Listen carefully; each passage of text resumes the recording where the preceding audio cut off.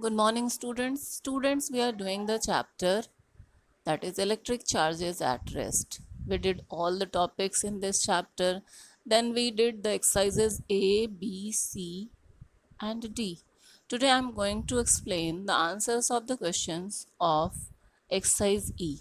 Now, question number 1 is a charged drinking plastic straw is brought near another suspended plastic straw that is similarly charged or uncharged. Explain what we would observe in each case and why. In the first case, when the another suspended plastic straw is similarly charged, there is a repulsion between two charged particles when they brought near one another because like charges always repel each other. Both the plastic straw are similarly charged, so there is repulsion between these two charged straws. In second case, if the second one is uncharged, then a charged drinking plastic straw is brought near another suspended uncharged plastic straw. Then there is attraction between these two straws because the charged object attract another uncharged object. That means in second case there is attraction between these two plastic straw because one is charged and charged plastic straw attract the another uncharged plastic straw. Now, the second question is why do we say that charges are always produced in pairs? Now, the answer of this question, when two objects are rubbed against each other, they both get charged up. Both the objects can attract another uncharged objects or oppositely charged object individually. But if they are simultaneously brought near tiny pieces of paper, the combination does not attract them. The combination therefore behaves like an uncharged object.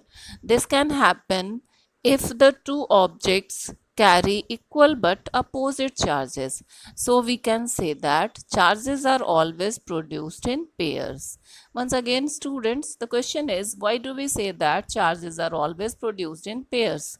The answer is when two objects are rubbed against each other, they both get charged up. Both the objects can attract another uncharged object or oppositely charged objects individually.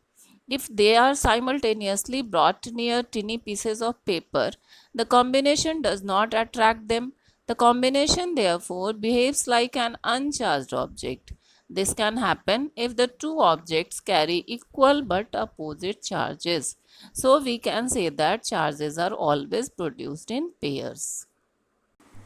Third question is we have to describe a simple experiment to show that the total charge on a pair of objects that have been rubbed together is zero.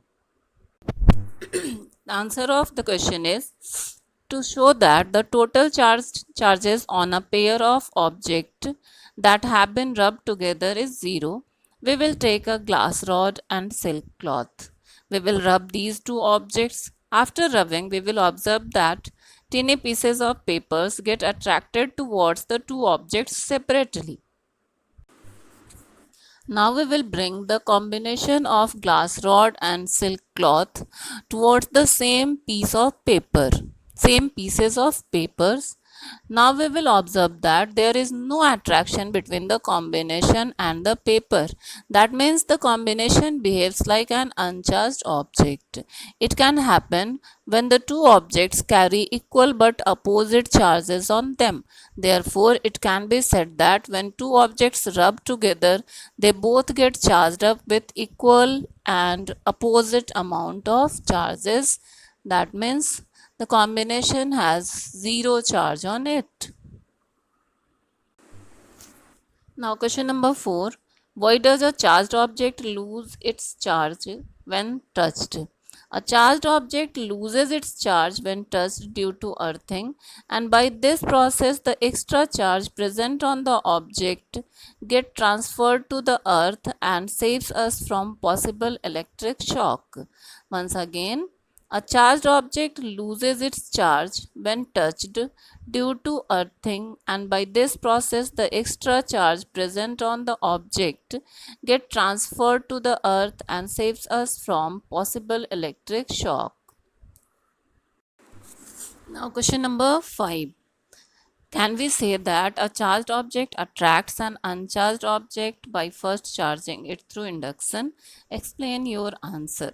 Now, the answer of this question: when a charged object brought near an uncharged object, at first charges of uncharged object get separated due to induction. Then the extra charges get transferred to the earth when the object is touched or connected. Now the object has charge on it which is opposite in nature, and there is attraction between these objects.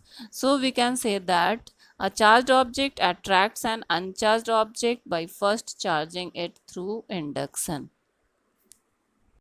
Now, question number 6. State the sign of the charges acquired by an object when it is charged by a positively charged rod, through conduction, or through induction. Give the reason for your statement also. Now, the answer of this question, students. Now, the first case is of conduction and the rod is positively charged. So, the charge acquired by an object when it is charged by a positively charged rod through conduction will be positive, because in conduction there is sharing of charges between a charged object and an uncharged object. So if the charged object is positively charged, then the another object also get the positive charge on it. In second case, when it is charged through induction, then the object will acquire negative charge, because in induction, at first there is separation of charges, then the opposite charges get attracted towards the charged object and extra charge get transferred to the earth. So in the case of induction, there is opposite charge on it. So if the rod is positively charged, then through induction the uncharged object get negative charge on it. Now question number 7. It is important to have a very good contact between the lower end of a lightning conductor and the earth. If so, why? Lightning conductor, as you know student, it is used to transfer the charges to the earth during lightning strike. If it does not have a very good contact between the lower end of a lightning conductor and the earth, then the charges will not be transferred to the earth and lightning strike can damage the buildings. So students, we have completed all the questions of exercise E. That's all for today. Thank you. Have a nice day.